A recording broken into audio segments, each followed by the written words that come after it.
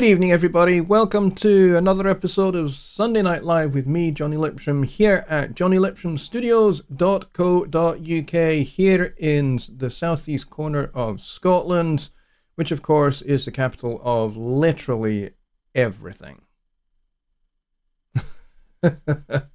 Welcome, everybody. I hope everybody's doing well. It is pretty darn cold here tonight. We are pretty much at the start of a deep freeze. Apparently, we are expected to have between 7 and 9 inches of snow over the course of the next 48 hours, and the temperature is expected to drop to about -7 or -8 Celsius, which is pretty cold. So it might mean I might need to wear a jumper for the first time in at least 18 months that I've actually worn a jumper. I'm wearing one now because it is actually pretty cold. It's already -1, but yeah, I'm actually wearing a jumper and a shirt underneath this thing. I'm wearing a nice-ish looking shirt. But yeah, it's pretty cold, so I'm actually wearing a jumper for the first time, as I say, in absolutely ages. I've not needed to wear a jumper because we Scots, we're pretty tough. And even when there is snow on the ground, we still like to wear a t-shirt and kilts. So, so I'm wearing a jumper to keep warm because it is actually pretty cold and the temperature is dropping like a stone. It was like 3 degrees above about an hour ago, and now it's -1, and apparently still falling. So probably by the end of the show, it'll be about -4 or 5. Which is great, and there might actually be snow on the ground. So I will go and take a look out the window after the show's finished and see if we've got any snow on the ground. But I hope everyone is doing well and has had a great weekend. Been a pretty good one for me. Very nice and relaxing, and just nice and chilled out with my family. It was great. We didn't go very far or anything like that. We just had a nice chilled out time together as a family. It was great. Loved it. And I look forward to many more weekends like that where they're not hectic at all. So I hope you guys have had the same. I know that in the United States, you guys have contrasting severe weather. There are parts of you, I think, like the Buffalo area, where you have whiteout blizzards, basically, and ridiculous amounts of snow. And then further to the south, I think you've basically just got high winds and heavy rain and potential for tornadoes and stuff like that. So it's the United States. You guys are having fun with the weather over there. That much I do know. I am, for those of you that don't know, I'm an avid. I have an avid interest in weather, meteorology. Been into it since I was a kid. Because I've always thought that things like thunderstorms and that kind of stuff are just amazing, and that's what got me into weather. And so it's a little hobby of mine. So there you go. That's kind of why I'm a little bit interested in it. But all right, let's get into the show after 10 minutes of kind of preamble. Let's go see who we got here. We've got Billy Morgan, who was, of course, first in the door because he likes to be first in the door, and that's cool. And we got Sean Aaron here as well. We got Tony Stringer, who was just popping in to say hello, and he will be catching the replay tomorrow. Thank you, Tony. I appreciate you a lot, mate. Thank you. Danny Taylor is here. Chris Mrackner is here. And Rich Cresswell is back in from the cold, having been out camping because he's crazy like that, but crazy in a good way. I used to be kind of into outdoorsy kind of camping and stuff like that years ago in my 20s, but not really so much anymore. Yeah, I'm kind of not really into being in tents and that kind of thing anymore. But certainly was. And we've got Dwayne here as well, and we've got Kyle Drajuziak. And we've got Delta Soundscapes. Hello, Delta. I don't think I've seen your name here before. So welcome and thank you for subscribing. I appreciate it a lot. I hope you find this show useful. This show is dedicated to Studio One and Studio One questions and Studio One things, that kind of stuff. So if Studio One is your bag and Persona's gear is your bag, then that's what this show is for. So if you have any questions, please do get them into the chat. And this goes for everybody. Make sure you type at Jonny Lipsham Studios to start your questions so that I can separate your questions from general conversation that takes place in the chat. It's just easier for me, and it means that I'm less likely to miss your question for a start. So please ensure that you do that, and welcome to you, Delta. I appreciate you being here. And we've got Gob My 5 who says, greetings from Salzburg, Austria. Thank you, my friend. Thank you for subscribing. Same goes to you. Welcome. I hope you find everything that I've got on this channel, not just my live streams, but I've got a whole bunch of tutorial videos here as well. I hope you find them useful as well. And we got Don Oliver here. We got Paul Morgan. We've got Stephen Wilson. We've got, who else we got? We got Johnny Gibe here from Home Studio Trainer. My partner in crime. He says it's -6. Yeah, it'll be pretty cold down there. And we got Gardner99 as well. And Billy says 61 degrees Fahrenheit and clear here in Gonzales, Louisiana. So reasonably warm for you, which is nice. You can probably kind of go out in t-shirt and jeans, probably. Maybe not quite shorts, but certainly t-shirt and jeans, I would think. Danny Taylor says it's 7 degrees Fahrenheit. Whoa, that's pretty cold. Drinking iced tea, a Jonny Lipsham favorite. Actually, iced tea is not my favorite. Tea is, but not iced tea. Tea should never be iced, and it should never be cold. It should be as hot as you can possibly get it. And with a wee splash of milk and maybe a wee bit of sugar as well. But not a lot, not too much, because too much sugar is bad for you. And especially if you drink lots of tea, that's lots of sugar that's building up throughout the course of the day. I drink a lot of tea. But I drink coffee as well. I will start my day with coffee, and then I'll switch to tea, and then I'll interchange as the day goes on between tea and coffee, whatever I kind of fancy at the time. But yes. Gotta be hot tea, not cold, not iced. Definitely not iced. All right, so if you have a question regarding Studio One, in any of its versions, from version 2 all the way through, I don't cover Studio One version 1 because basically that's like as old as my daughter now, which is like nearly 15 years. So version 1, it's not really going to run on any system. However, version 2, you might be able to get it to work on earlier versions of Windows 10, and you might get it to work on Mac OS up to 10.12.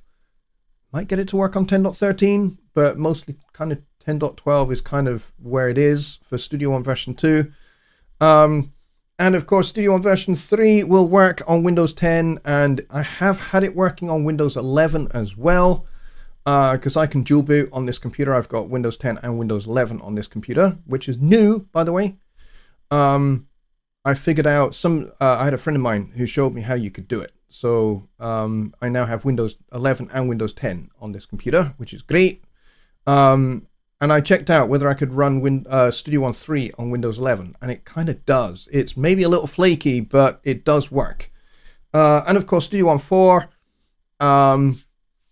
And 5 and 6 up to the current release, which is 6.5.1. So if you've got questions regarding any of those versions of Studio One, and you've got questions regarding mixing and mastering inside of Studio One, then get them in the chat and we will get this show underway. If there are no questions, then we'll just end the show, because that's what this show is for.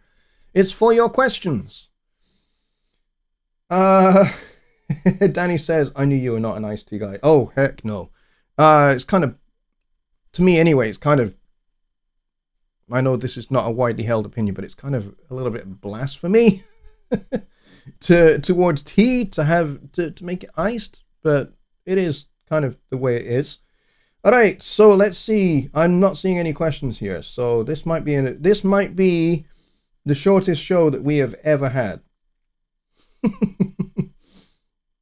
Which could be, yeah, that could be a thing. I've been doing this show since 2017, And I don't think we've ever had a show where there have been literally no questions and we've ended the show. But at the moment, it's kind of looking like that's the state of play.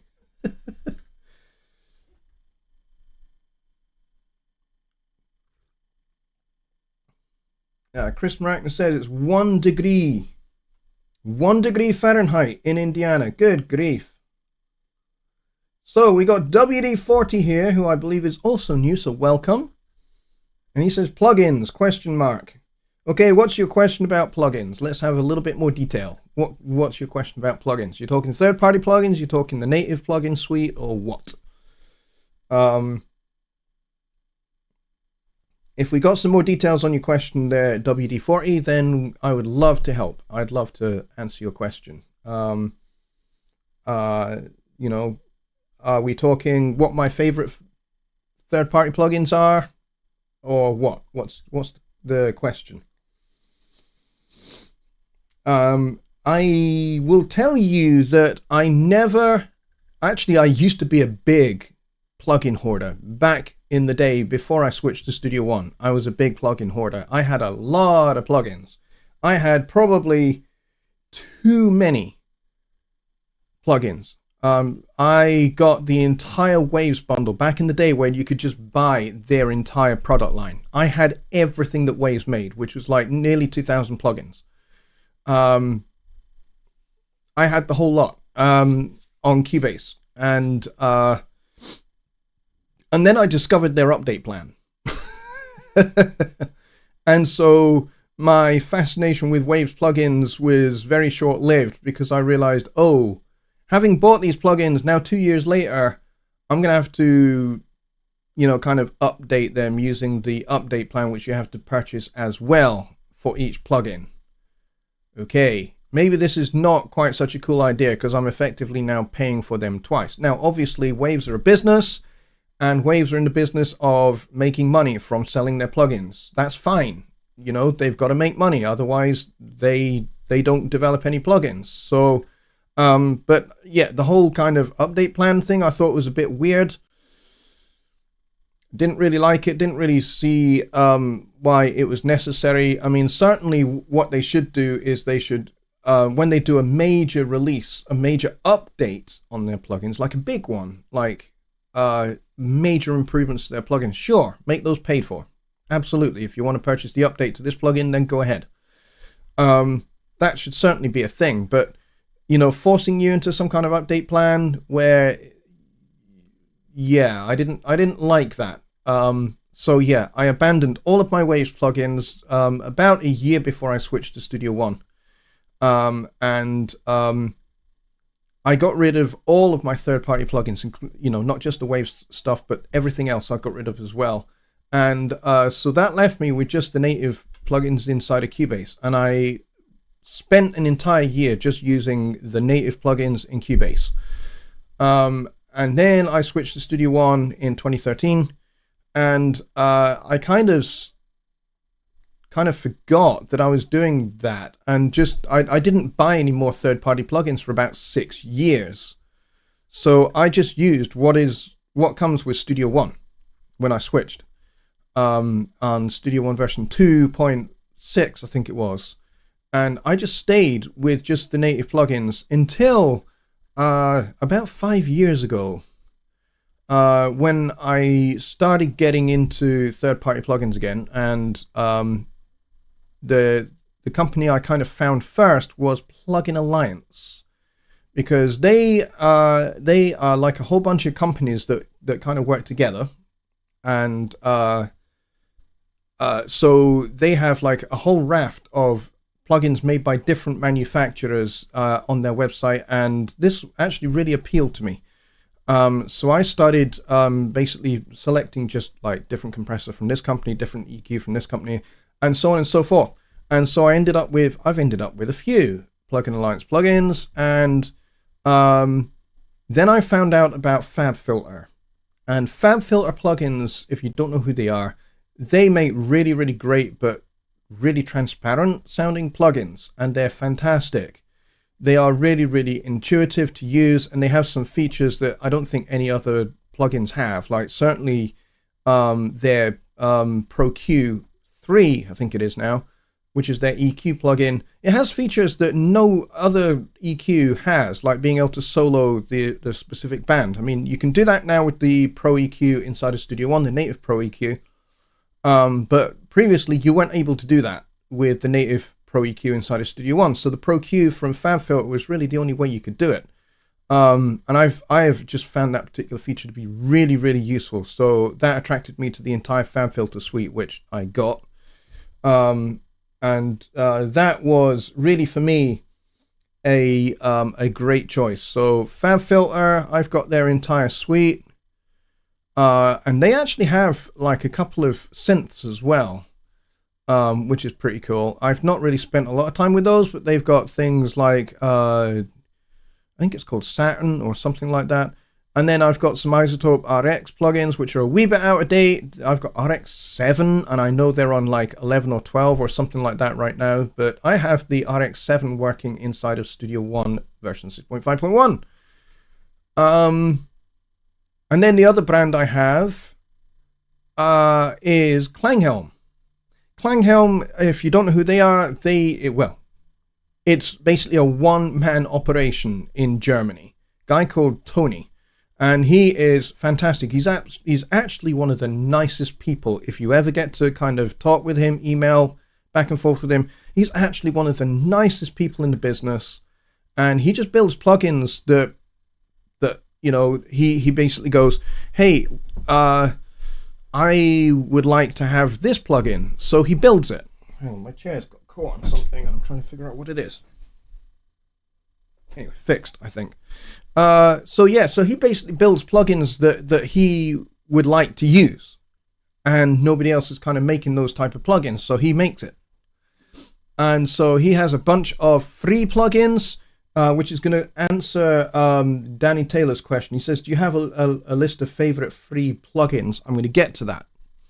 Because Tony from Klanghelm has a bunch of free plugins that you can go and get from klanghelm.com. And they are really, really good. I mean, they are really, really good. Among those is the MJUC. There's the free one, which is called the MJUC Junior. And then there's the paid for one, which is, it's only 24 euros. 24 euros, roughly $25. Roughly £25. It's mental, the prices that he sets for his plugins. But they are seriously good plugins. Now, the reason why I talk about the MJUC, I have a very lengthy video where I demoed the MJUC, and it was only meant to be like a 10 or 15 minute video, but I kind of totally got carried away. Totally got carried away by how awesome this plugin, and just totally lost track of time. And it's just like, oh, good grief, 44-minute video. But anyway, it's worth checking out. If you want to go check out that video, you'll find it on my channel. I've actually got a playlist called Product Reviews, and you'll see that the MJUC video is there. And I've recently just done a video on the new Spring Reverb plugin that he's just released called Tens. And there is a free version of that called Tens Junior. Tens Junior is really, really good.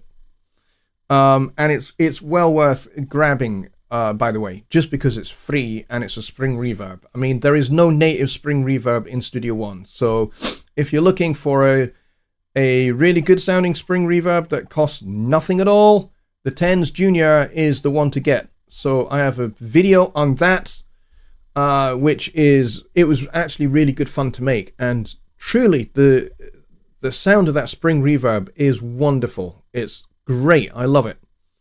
And it's so simple to use. There's just a simple slider, basically, that's the amount of time of the decay of the reverb. And then you can set the pre-delay, and you can set the brightness. So from warm to bright.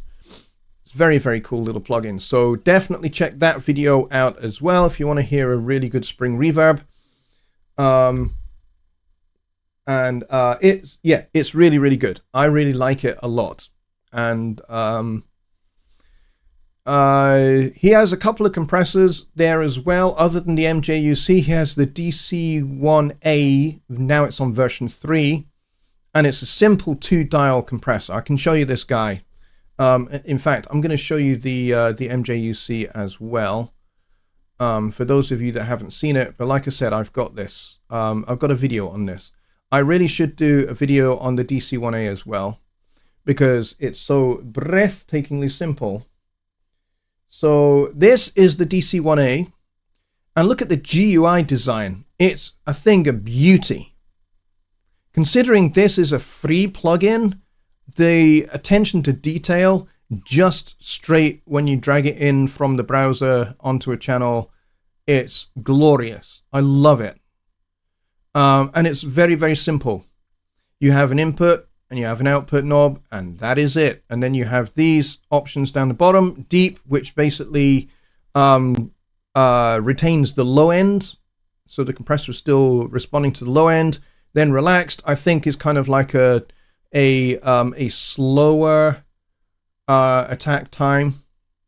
And then you've got dual mono if you need that. And then you've got this negative button as well. And I think this negative button, what this is responding to is harmonics, negative harmonics. I think is what this does. And this is brilliant. I love this. Simple, easy to use, and you've got this nice looking retro VU meter, and I have it set in the gain reduction mode because I want to see how much I'm compressing. So for the moment, I've got this on this bass channel. Not that I ever do much compression on bass. And as you can see, we're hardly doing any.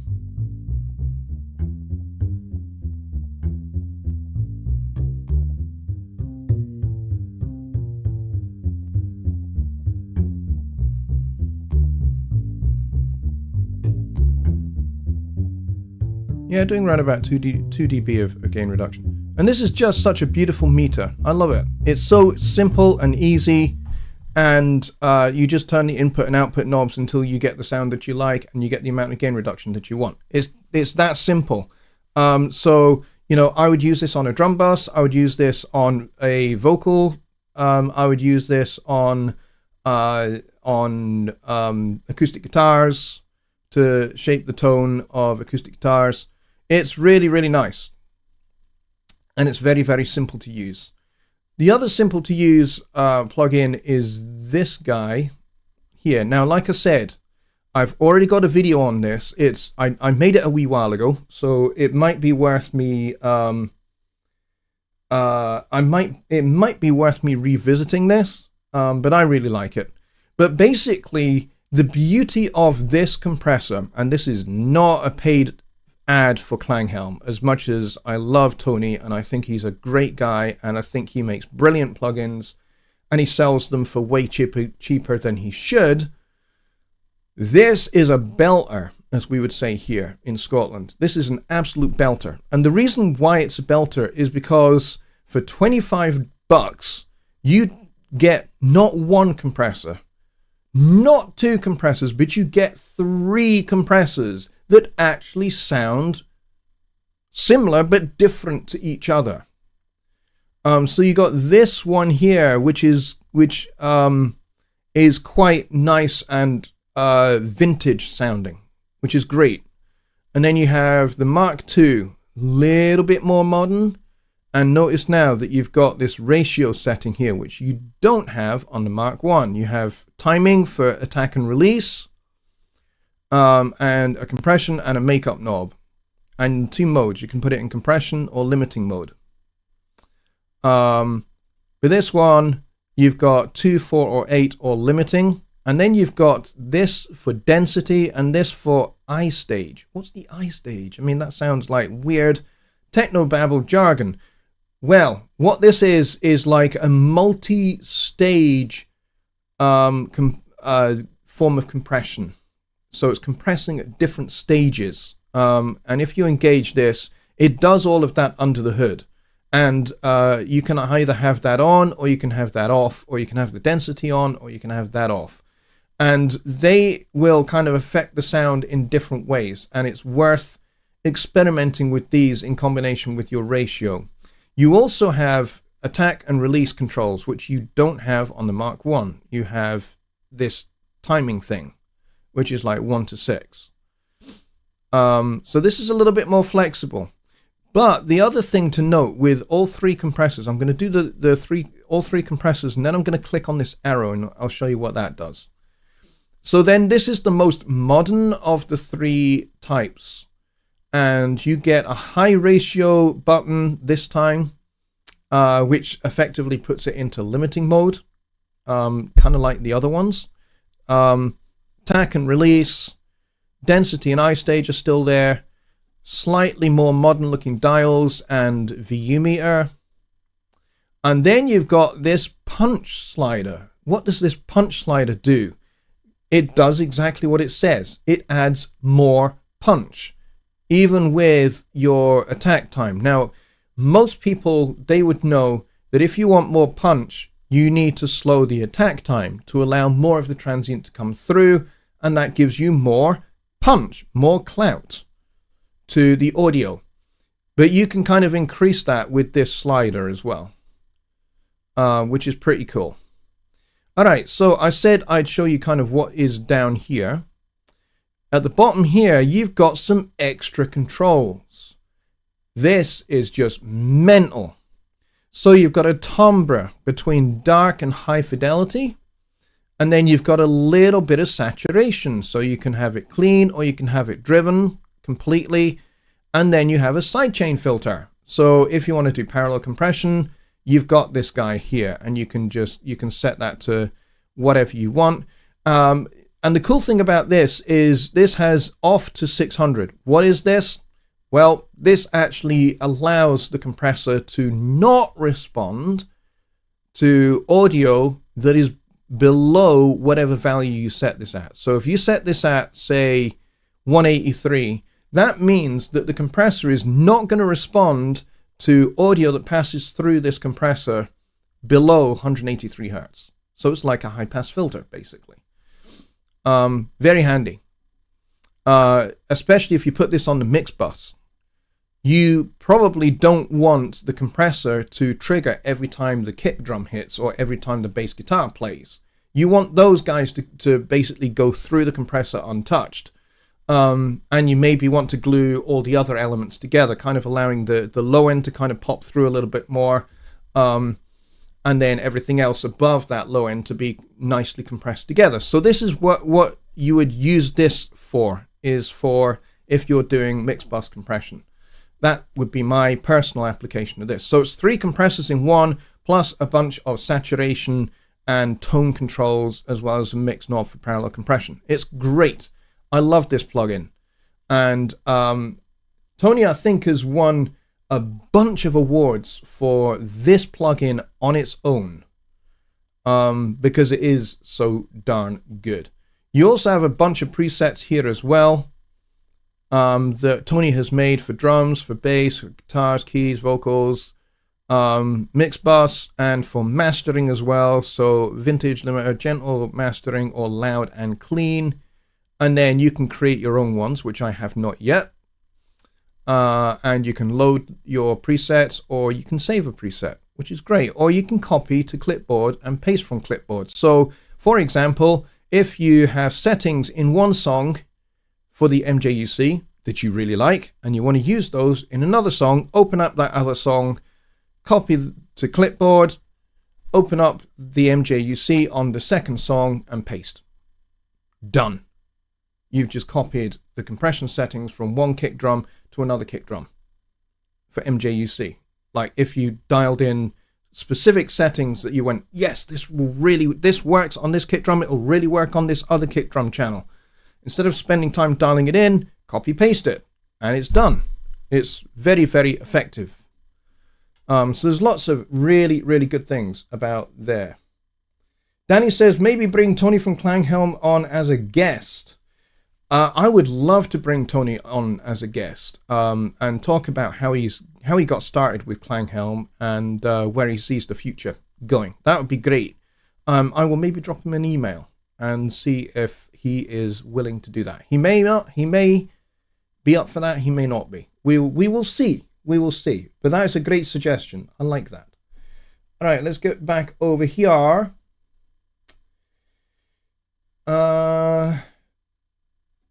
Want to mention show page? No, I don't want to mention show page. I'm kidding. Show page is great. To say that I have used it in a live scenario yet, I have not. Mostly because when we launched Studio One 5, I still had my band, and I still had high hopes that we would be able to go back out and play gigs again, and I was going to use the show page to help supplement my band, which was now much smaller. It used to be a big band, and we're kind of a big band with a twist. We played funk and fusion, but with a big band configuration. But with, the cost of venues and all of that kind of skyrocketing, and certain venues that we used to play at closing, I had to downsize my band. So we went from a 21-piece band down to about 6. So basically, we became just a funk band. But I wanted to supplement what we did with programmed horn section stuff, and have those as players in the show page. And I spent ages kind of setting all of those things up. And then, of course, the pandemic hit. And that was the end of my band. Pretty much. I could no longer afford to run the band. So I never actually got to do what I wanted to do. So I have never actually tested the show page in a real world setting, which is a shame. I would like to do it. I know that there are PreSonus artists out there on tour right now who are using the show page, which is very exciting. And they're using it really, really in a really interesting way, in a way that I maybe hadn't thought of.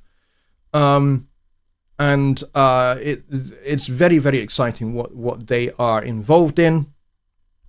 And let's just say more to come on that at some point in the future, not on this channel. But yes. So there you go. That's all I've got to say about the show page. I like it. I think it's a great idea. But yeah, it's not really something I personally am now going to use. But I think it's great that we have it. And I think it's great that pretty much Studio One has gone from, being riff to release to playing your, going and gigging your record. So if you do everything, recording, mixing, and mastering in Studio One, and then you release your work via TuneCore or DistroKid or something else like that, the cool thing now is you can now go and play gigs to support your record using the show page. It's great. It's a great idea. It really extends the range of Studio One into territory that no other DAW, other than Ableton Live, has really gone into. I mean, Ableton Live was actually designed not really as a DAW. It was designed more as a performance tool for live musicians, hence the name. Live, that's what they called it. The company is called Ableton. The product is not. A lot of people make that mistake. They think that the product is called Ableton. No, the company is called Ableton. The product is called Live, because it was designed for live performance. That's what it was meant to do. And they reverse engineered it so that it could be used for recording as well, but that's not its primary function. Its primary function is to supplement live performance. So they kind of dominated the market because they went in there first. Nobody else was going in there. And so now we've kind of joined them in that space, which I think is great. And I hope that other DAWs will kind of, jump on that bandwagon as well, especially now that, the pandemic is essentially, in terms of being a global health emergency, is kind of over, and we can play gigs again. Stands to reason that I think other DAW manufacturers should come and join us and step into that performance kind of zone. I think that would be fantastic if we saw a lot more competition for that space, other than just PreSonus and Ableton. It'd be nice. That really is the only thing I've got to say about the show page. Let's see. WD40 says, I bought Easy Drummer 2. How do you recommend installing that? The standalone works, but Studio One does not see it in Studio One. The path is grayed out. So, the best thing to do if you are having that problem is I'm going to direct you to a very useful knowledge base article on the Personas knowledge base site, which I'm going to find for you. So I'm going to find the article and I'll actually show it to you, and I'll put the path to the knowledge base article in the chat. So there it is in the chat, and I'm going to show you the article. How can I get my third-party plugins to show up in Studio One? If you're on a Mac, you need to read this. This red text is really important. If you're running an Apple Silicon Mac, M1, M2, M3 is now out, and eventually at some point M4 will come out.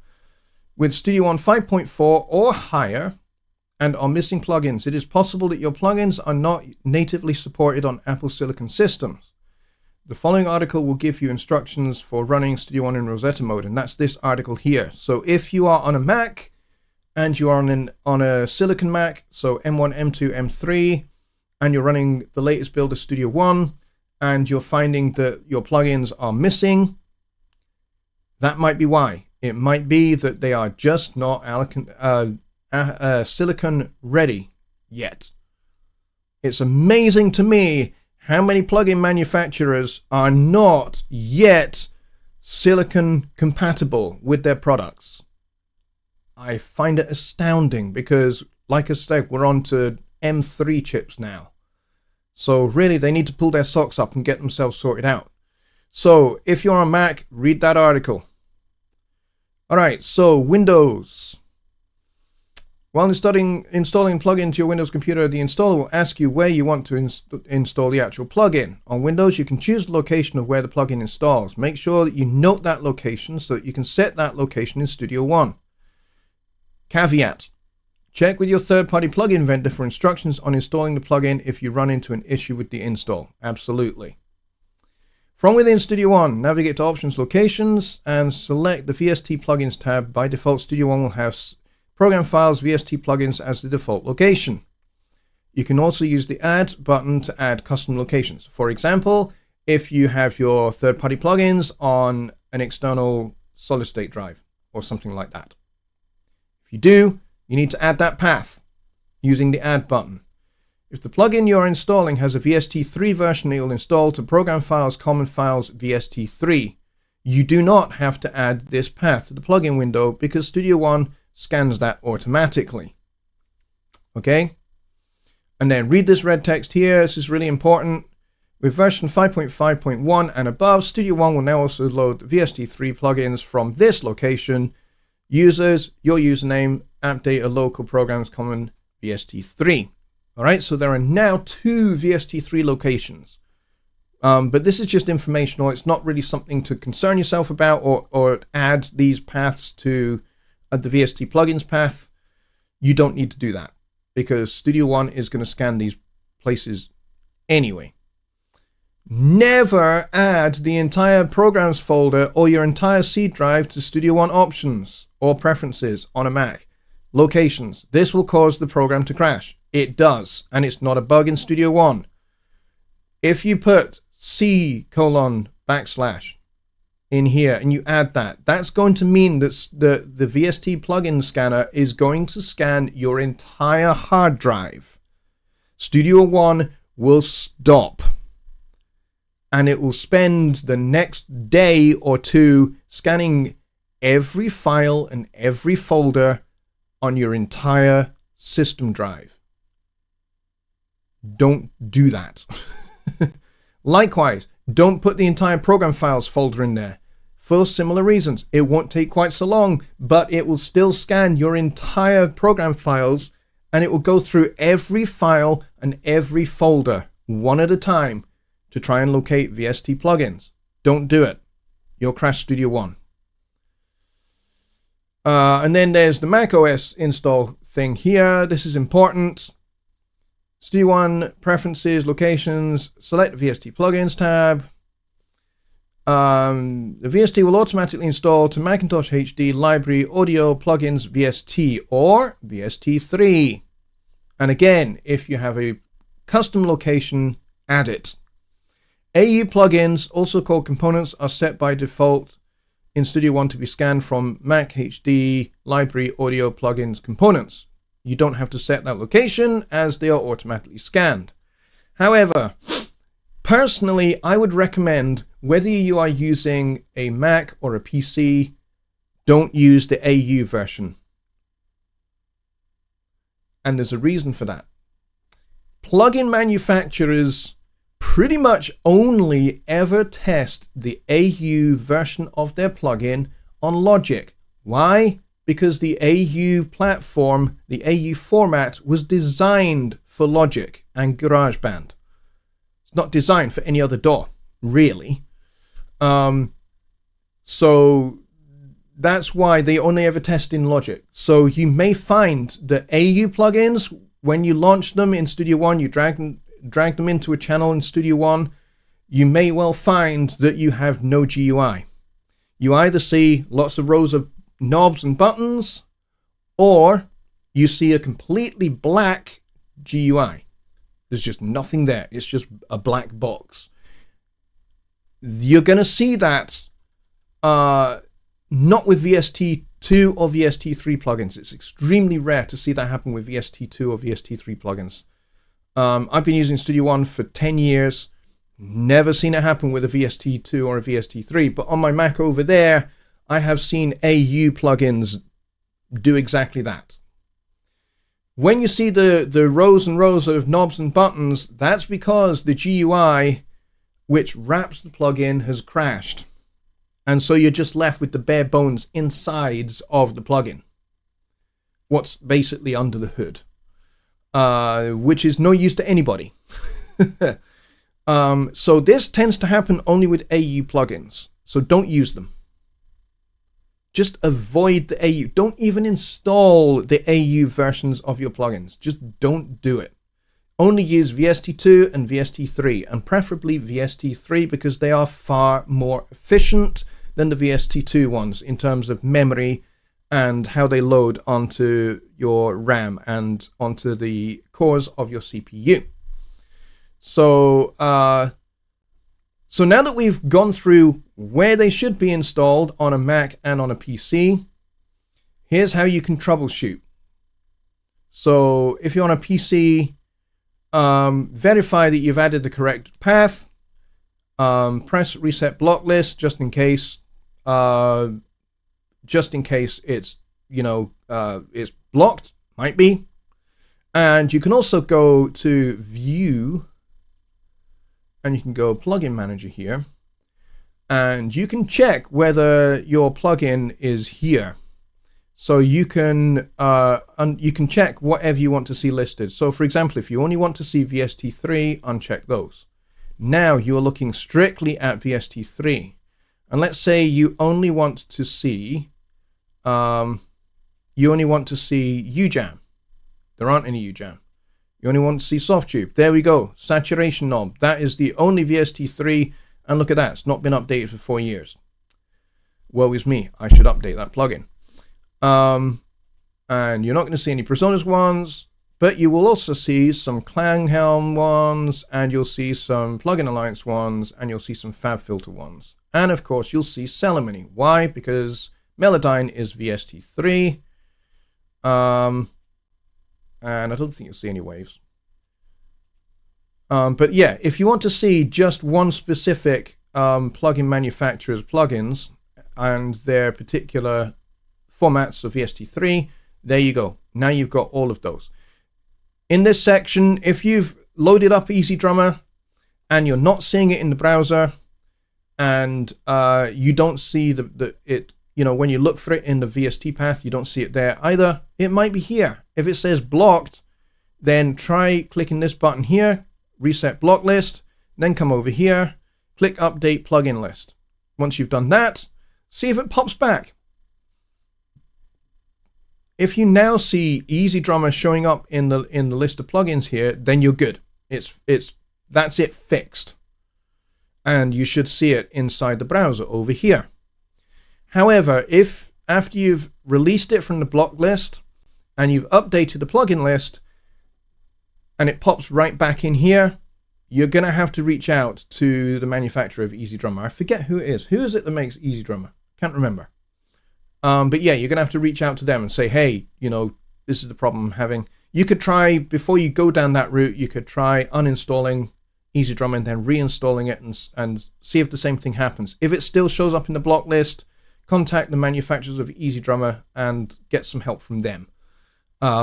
It could be that there is something in the code base that is causing it to do that. And that is not something that Presonus has access to.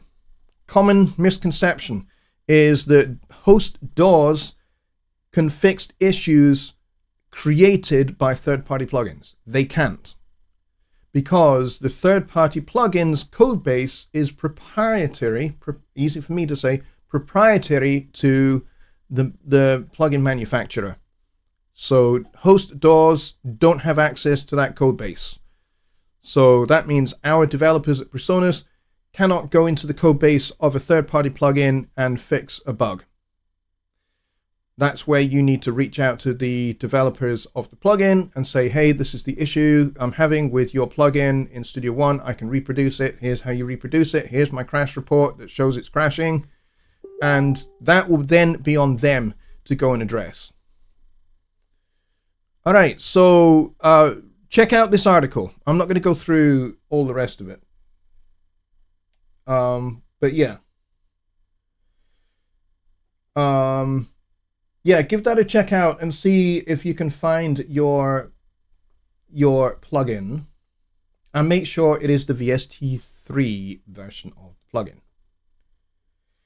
plugin. Jonny Guy at Home Studio Trainer says, ask the group what videos they really need. Yes, that's a great question. What videos would you like to see on this channel in 2024 that are really going to help you? If you've got a particular subject, a particular, you know, burning issue with not necessarily a specific issue, but let's say you want to know more about X feature in Studio One.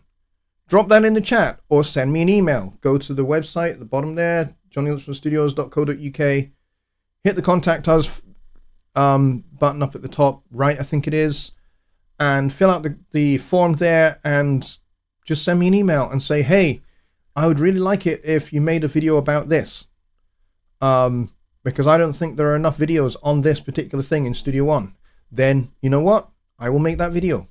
I would like to build a nice little list of videos that are your requests so that I can make the kind of videos that you guys want to see that are really going to help you. It's a good one. Dwayne says, do you think it possible in show page to have several tracks of your song as backing tracks? Maybe muting the track you want to do live. I'm trying to make the show page more robust. Yes, you can absolutely do that. In the show page for each of your songs in the track list, which is kind of on the left, you can have players for each one of those songs. And so let's say you're the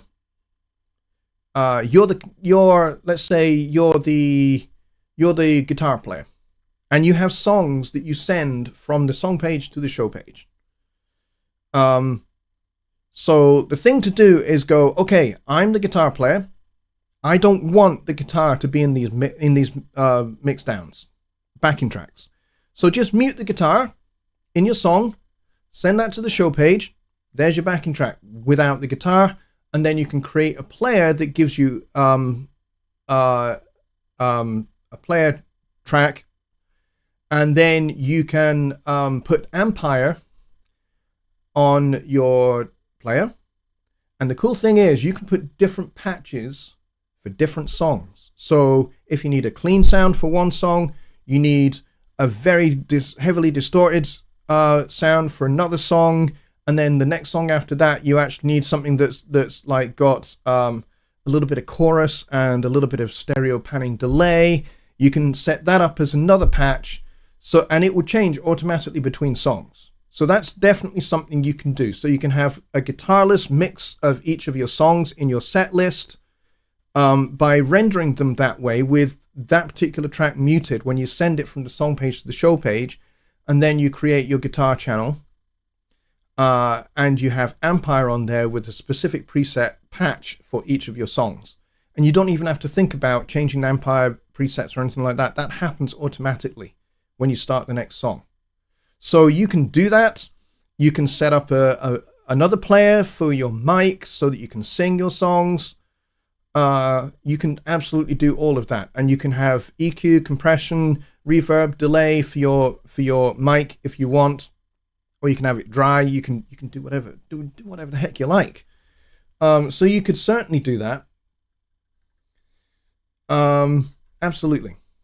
And in fact, the way I did start to set up the show page, that's what I did, because I'm in that particular band, I'm the keyboard player and I'm the lead vocalist. So the songs that we did in Studio One, I then muted the keyboard, muted the lead vocal, sent the mix to the show page, had that as a backing track, and then the rest of us kind of played along with that. And I set up a guitar track, like I said, for my two guitar players, so they had their Ampire tones. And we just brought in presets from actually from the songs that were already there. They had the amp sounds using Ampire in the songs as we recorded them. So we just brought those presets in and used them as patches. So they had exactly the same amp sounds as they had in the recordings. It was great. Works beautifully. So you can definitely do that in the show page, for sure. Delta Soundscape says TBT Kirchhoff from Plugin Alliance is the exact same as the FabFilter EQ. Yes, I have seen that it's pretty much exactly like it. Yeah. Klanghelm rules. Yes, it kind of does. Yeah. Tony is awesome. Go by 5 says, I bought his spring reverb immediately. Sounds great. Yes, it really does sound fantastic. I was actually very impressed. And that's just with the free one. I was really impressed with just the free one. I haven't actually bought the full one. So, but I will, because I'm a big supporter of Tony. And I think he deserves every cent he gets. To be honest, Donovan says, do you mix and master just in the project page, or what is the best process? So I do my mixing in the song page.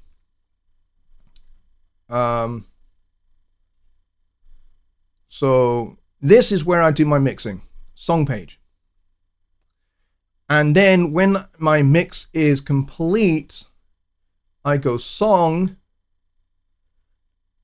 and I go add to project. So if I'm adding this to an already existing album, which a project with multiple songs in it, then I add it to whichever project is already open. So in this case, I got new project or I got test project. These are the two most recent ones. But if I actually have one already open, then I send it directly to that project. And I can build up an album that way. And then once that's done, over in the project page, I do my mastering over there. I don't do my mastering in the song page. If I'm just releasing a single song, then yeah, sure, I'll do the mastering over here on the main outfader. I don't think that's a big deal at all. But if I'm doing a whole album or an EP, then yes, I do that in the project page.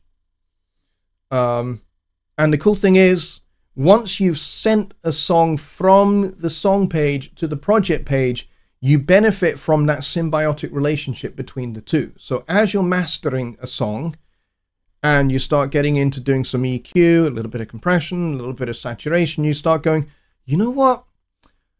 That rhythm guitar part that's on the left here is maybe a little bit too loud and a little bit too bright. And I don't want to kind of try and tweak that with the overall EQ for the whole mix here in the project page. So you can go back to the song. It will automatically open up the song, and you can go turn down the volume, adjust some of the upper mids in the EQ, save the song, go back to the project page, update the mastering file, and what happens is the project page receives the new mixdown file of your song, which includes those changes that you've just made, and you don't have to stop and start again. That's the beauty of the project page. And it still confounds me to this day, after all of these years since Studio One version 1 was launched in 2009, that all these years later there is no other DAW on the market that has a project page like what we have in Studio One. Nobody else has even gone there. We did.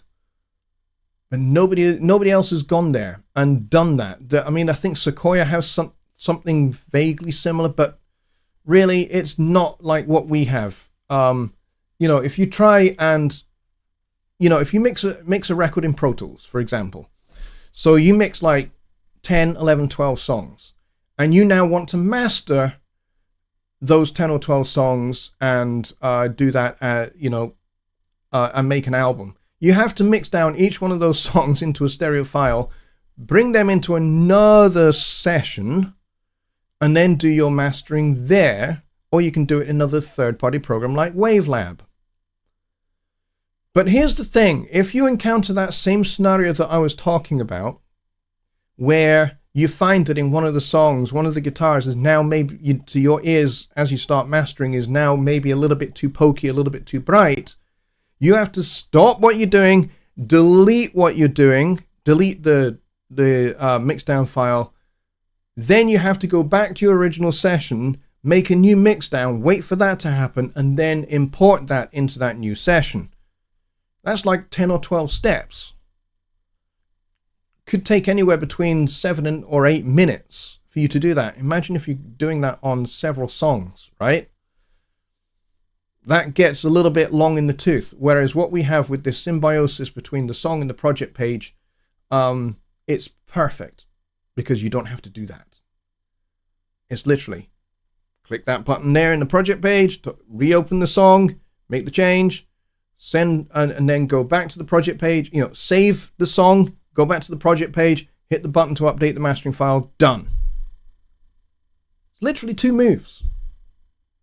So I don't think you can improve upon that, which is why I don't think any other manufacturer is doing it. But good question. Let's see. We're actually running overtime, but we did start a little late, so that's okay. We got 21 people, 22 people here, which is awesome. Thank you very much, everybody. Please do hit the like button. Helps me out a lot. Helps you out a lot because it keeps me making content. Keeps me getting up at midnight or staying up at midnight because that's what it is here in the UK. It's midnight and it's actually now 1 o'clock in the morning. So I'm like staying up extra specially late for you guys. I do this for you. So if you want me to keep doing it, hit that like button, hit that subscribe button, hit the notification bell so you don't miss a thing because 2024 is going to be crammed with content. Lots of videos coming, lots of new stuff coming, and of course guests, not quite galore, but certainly guests for both Sunday Night Live and for Songwriting Simplified on Wednesdays as well. So we got lots of stuff coming. You don't want to miss anything, so please do that. And I said do. Cleon says, as a beta tester for several companies, I also find it ridiculous that certain companies still aren't silicon ready. Yes, that's very, very true. It is ridiculous.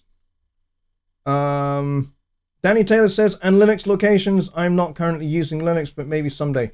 I have no idea. I'm not using Linux either. I don't know that system, and I don't know anything really about its hierarchy for file management and plugin locations and that kind of stuff. So I unfortunately cannot answer that question. Sorry, Danny. Let's see. Toontracks. There you go. Toontrack makes Easy Drummer. There you go. And it is Easy Drummer 3 now, which is awesome. John Hawk says, Notion 6. Yes, Notion 6 is awesome. It is the notation software that Presonus makes. It's fantastic. It's been going for a very long time. In fact, it was started by a company called Notion Music way back when, in the very beginnings of the 21st century. It was created by a musicologist called Dr. Jarrett. And it was his brainchild was to basically create a composing tool. Not an engraving tool. There's plenty of other programs that do engraving, but this was composing tool to make it really quick and easy to compose for anything, for, solo piano, all the way through to big band and full orchestra. And he had this great idea of how to do that. And Notion Music was bought by Presonus in 2012.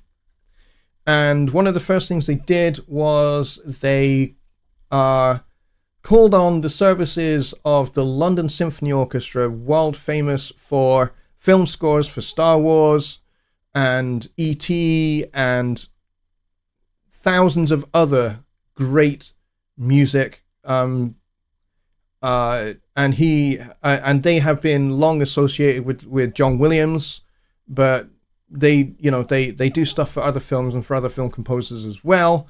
And they were all recorded in the same sound space, which I think is Studio A at Abbey Road Studios, where the same orchestra many years before recorded the scores for Indiana Jones, E.T., and Star Wars. All in that same space at Abbey Road Studio. And it's the same orchestra, same space, same mics, same mixers, same deal. So that is the orchestra that is inside of Notion 6 and also in Notion Mobile. Same orchestra, same samples. Fecking awesome. Secret Squirrel says, but what if we say pretty please with sugar on the top? Can you go into the code base and fix third-party plugins then? No. Mostly because it's just not possible. But nice try. It's not that we don't want to, it's that we can't. We just don't have access to third-party plugin code bases. And of course, Billy Morgan makes the most important statement here when he says, burning issues, see a doctor. Absolutely. And of course, talking about making videos for this channel and making the videos that you want to see, he says, unless I make the video first. Well, you know what, Johnny? Here's the thing. This is the way I think it should work between content creators. That includes you, that includes me, Marcus, and Joe, and Gregor. I don't see a problem if we make videos on the same things. I really don't.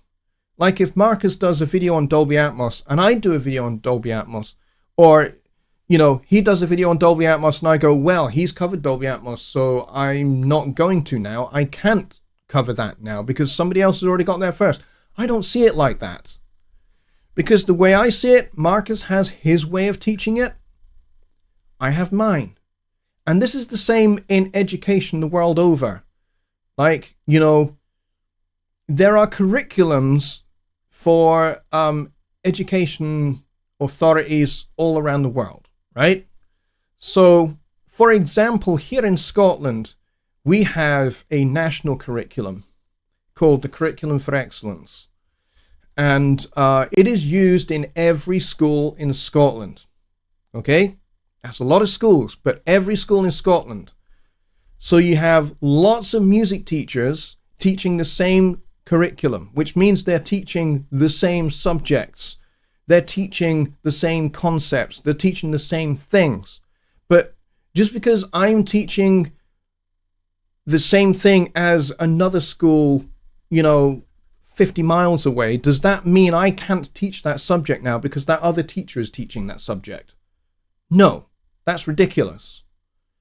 Because then I would be saying to my students, right, students, we're not going to talk about the Romantic period in music composition. Why? Because that teacher 50 miles away in that other school has already taught that.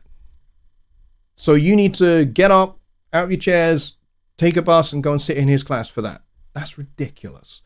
Now, I know that the example is kind of breaks down a wee bit because we're online, but I think the principle remains the same.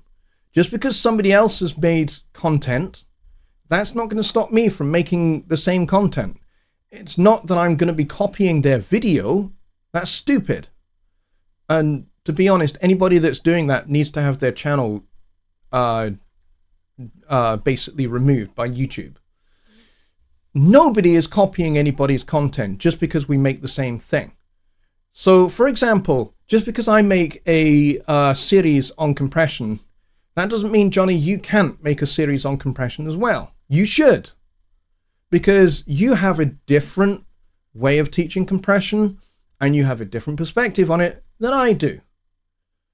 Same with Joe Gilder. He does his compression series. Same with Graham Cochran. He does his compression series.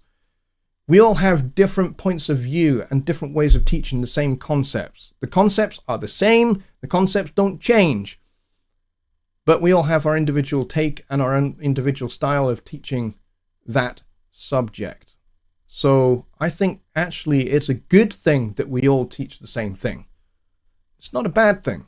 So even if, Johnny, you do make that video first, and I go, you know what? That's actually a really good subject, and I think more people should be exposed to different ways of understanding that subject. So I will make a similar video on the same subject, but it won't be the same as yours because I'm Scottish and you're not. And of course, as I said, Scotland is the capital of the world. So there, put that in your pipe and smoke it, Gaib. I'm kidding. Final question of the night, because we are running over here. Can you remind me how to set the icon for effects in the browser? Yes, we can do that. For this, I'm going to turn off my camera. There we go. So I'm out of the picture. Now, in the effects browser, you have this nice little show thumbnails image. If you click that off, they all go like this, which is how it used to be in Studio One version 2. All those years ago, there were no thumbnails. So if you want to recreate a thumbnail, so let's go and open this plugin here, and we will play this, and let's really exaggerate things. And I'll turn the output down a wee bit, but let's really exaggerate how much compression we're getting. There we go. And then whilst that is playing, there is a button up here. If I click on this, see it says update plugin thumbnail. Boink. Now you think, aha, nothing has happened. You would be mistaken, because now we have this thumbnail that has those settings. All right, so let's do it again, and let's see if we can make it more obvious. So let's go back out to this plugin. Let's turn that way, so it's a little bit more obvious. And let's play the track again. And we'll go up here, update.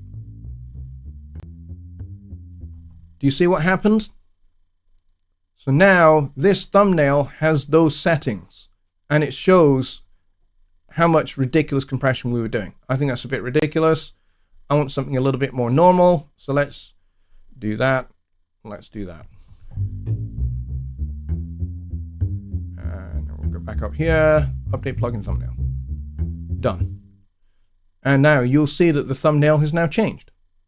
And you can do the same with the MJUC as well. So let's put this on the Mark III because I like the Mark III. And we'll dial up some compression. Like that. We'll give it a slow attack. Fast-ish release. And we'll play this track. And that's not the track I want. It's this track I want.